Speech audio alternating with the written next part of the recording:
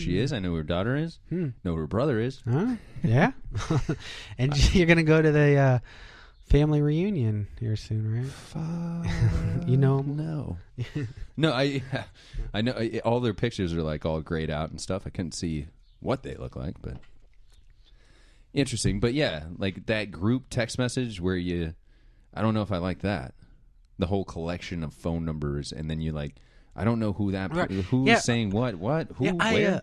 So when you get a group, like you get a text and it's obviously been sent to tons of people, and you respond back, do those people also see what you say? Yeah. You think you're sending it to that one person, but No, yeah, you see the whole conversation. But wait, okay, so if I'm responding to that person in our normal thread, then how do I have to delete that thread and then start a new one with that person so no one's, you know what I'm saying? Well, that's the thing. Like I don't get that. I don't know how that works. Well, yeah, you would, or just start a new thread or a new message. She didn't know which of the numbers, all of the numbers were Danielle's. So she said, "Hey, Danielle, can you come pick my daughter?" And Danielle responded, "No, I'm sorry, I can't." But her phone number is right above it. So now she can save that phone number and be like, okay, that's Danielle. Right. Now I can start a separate conversation with her individually. But when you've got 25 phone numbers, all phone numbers, none of them. Right. You can't have an individual. I guess you could technically, but you're just playing Russian roulette. You're guessing on who you're sending that individual text to. Might as well just use Facebook. The chat, yeah. You know, Facebook see their little icon, right, see there. That's what I do for softball. You use Facebook chat, yeah. We use that chat, and is it chat or did you download the Messenger? I think the Messenger, whatever. So Facebook Messenger. It's a Facebook Messenger, yeah. Have you ever been, speaking of have you ever been like around an area and Facebook will notify you that one of your friends is in your area? Yeah, I remember seeing stuff like in my feed, like this person's getting a bite to eat or whatever. Or this person, this person is right behind you. Oh my God. That's the other thing about our. Shit. That's the other thing about our app show. We're not just going to talk about just apps. I mean, we'll talk about some personal stuff, but the other thing that I feel like I've already felt this, that we're going to go down this road, is that we're going to start like thinking of apps while we're on the show, like developing them, and we could even go Facebook Live and let our audience in and let them help us out, tell us that we're stupid, tell us that it's great, maybe have an idea on what to add to it or anything like that. That could be fun. Yeah, that could be fun. Why not? Yeah. I mean, we own the rights to everything, but I other than that, like, we want everybody's help. You're just not going to get paid for it. That's all. Right. Yeah. It's not too much to ask for. Well, we got this the new game, Karma, that's been in development for ever. I'm working on it. Yeah. I'm working on it. Sorry, folks. The holdup is on my end. Justin is just chomping at the bit to code this bitch, and I cannot settle on a storyline or graphics or sound or anything. It's all my fault. But to let anybody know, we are still looking for people that are willing to let us use their likeness, which means your face, and if you happen to have microphone, like, we could use your voice, we could use it as background characters. This is going to be kind of a big game. Why don't you go ahead and explain what the game is all about? Oh my! I don't even know anymore. How did it? What was the initial concept of the game? It's just like a choose your own adventure. Like you make the decisions. If you choose to do this, and it could have a different outcome, and you just So you play as the main character, and you have to live with the choices that you make, whether they be consequences or whether good or bad. Right. Okay. So now karma means if you do good, good happens. If you do bad, bad will happen. That's the pretty much what the definition of karma is. Well, true, but So I have heard a lot of, and I know that people always, say, "Hey, man, karma will come back." I went up to. Go ahead. What I'm trying to say is, so if every time somebody does something good, they know something good's going to happen. There's no surprise. Where's the element of surprise? What I'm saying is, people's perception of what is good is quite different from person to person. Yeah, If given a choice in a game, whether you wanted to go out into the woods and have sex or go down to the lake and go to the party, that's not really good or bad. That's not bad or that, but you are going to have to live with the consequence, which is what crabs. When you have the sex. Oh, I thought you were talking about the lakefront party. Crabs are everywhere.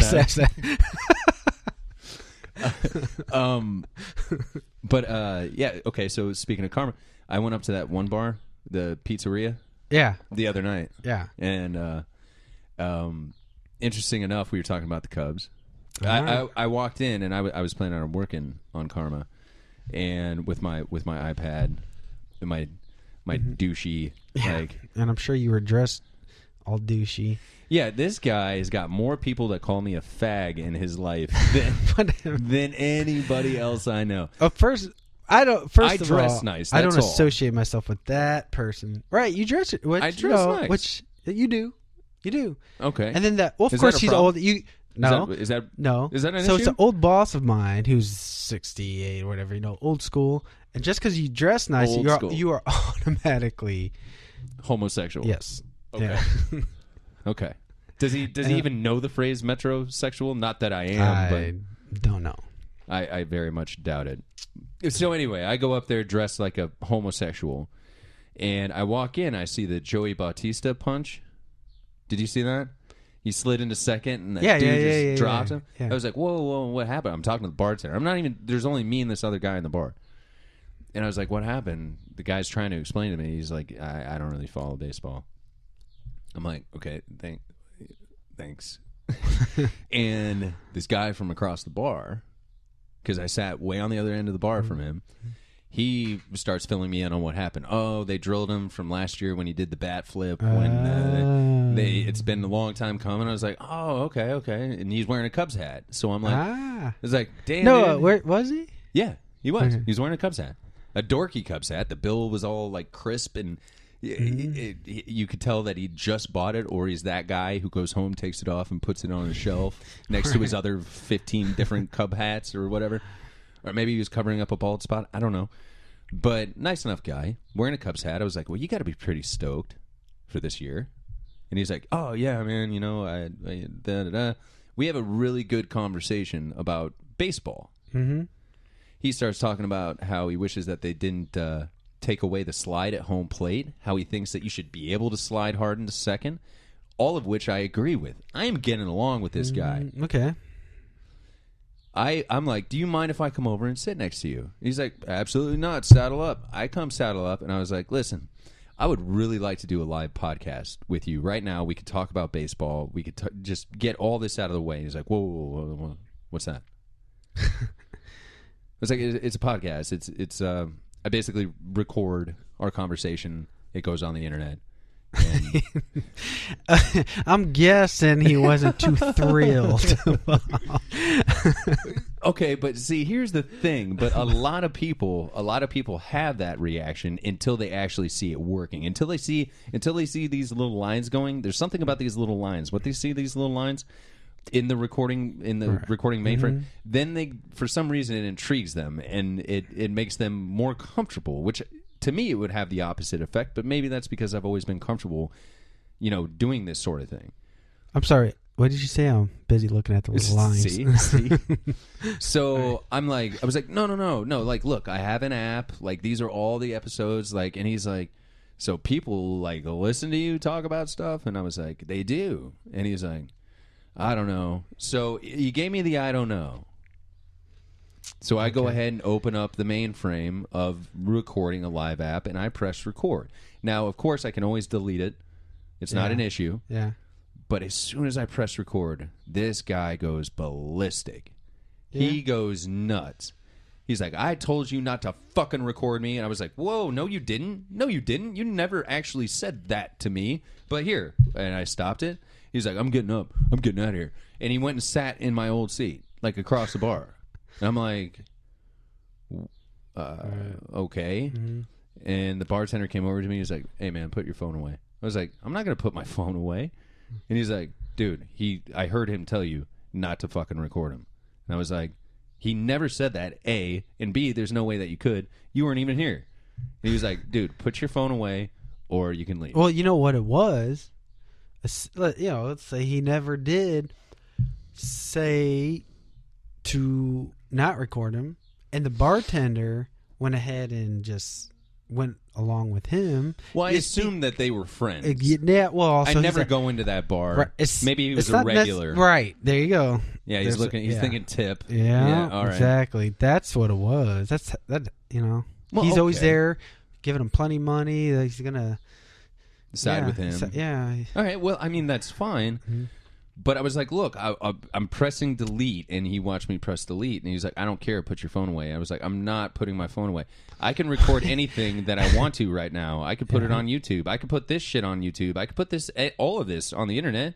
You never know when you're going to be recorded. I know. You never do. Yeah. And I don't. First of all, I don't need your fucking permission. You don't even know it, but I've been recording you right now. Right. And I'm reporting you to the Bartenders Association of America for being a fucking tip digger. You fucking douche canoe. Put your phone away. I was like, you know what? I'll just fucking go. Yeah, you need to go. I said it first, bitch. I said I was leaving, not you. Right. And then I left. I didn't say bitch. Well, I didn't say that. I'm not that tough of a guy. The guy was bigger than me. Yeah. A lot of guys are bigger than me. Right. I don't and a lot talk of girls like are bigger than you. A lot of girls are bigger than me. Yeah. A lot of homosexuals are bigger than you. A lot of homosexuals are a lot bigger than me. Yeah. Right. Yeah. So I don't talk like that in an argument, but I did. I was like, you know what? I'll just leave. And he was like, yeah, actually, it's best if you just leave. I was like, I said it first. It was like that Jerry Seinfeld kind of way, right? Dickish, but playful. Gotcha. So I don't have to, deal with anything. Yeah. Have you ever had to deal with any bar drunks? One time, I had somebody pull a bar stool out from under me. Yeah.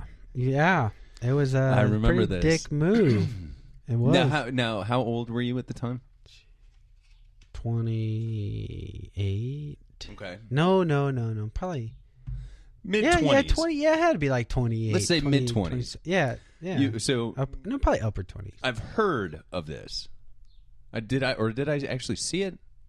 Yeah. Or did you describe it in such detail? Yeah, that probably. I feel like I was there. Yeah.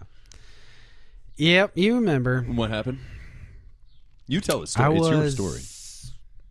I was well, it was a bar that you obviously know. You opened it. It was. Oh, yeah. Edgar's. Yeah. I don't mind. Well, yeah. So and you had your opening night. Okay, so I was fucking there. I was maybe just but too you were busy talking. Yeah. And do you remember that opening night though? Opening night at Edgar's. You would have thought that I was the Great Gatsby, right? It was packed. Yeah, it was. It was fucking packed. It was cool for a town of like 350. Right. Yeah. It was. Yeah. It was fun. And so then this is I got the first time that you see my brother with that foot. Yeah, in a long time. This is the first time that you've seen my brother in a very long time. Yeah. And he decides that the way that he wants to, I don't know, maybe say hello. Or just be funny. Pulls it from underneath me. Boom. Fall back. On your ass. On my ass. Oh, man. And how hard was it not to punch my brother?